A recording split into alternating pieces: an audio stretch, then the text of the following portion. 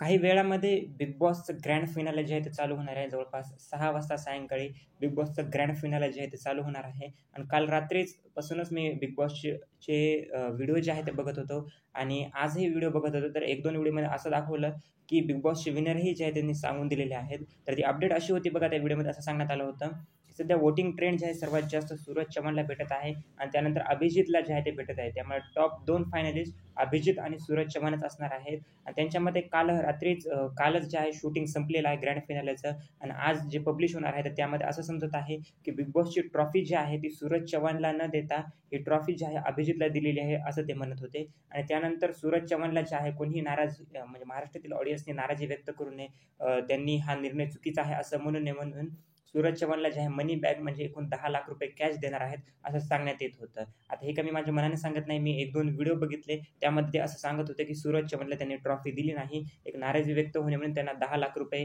एक कॅश मानधन जे आहे त्याने दिलेलं आहे, असं आपण म्हणू शकतो. आणि अभिजित जे आहेत बिग बॉसचे विनर ठरलेले आहेत, असं ते सांगत होते. तर तुमच्या मते कोण विनर ठरू शकतं? नक्की तुम्ही तुमचे मत मला कमेंट सेक्शनमध्ये सांगा. थँक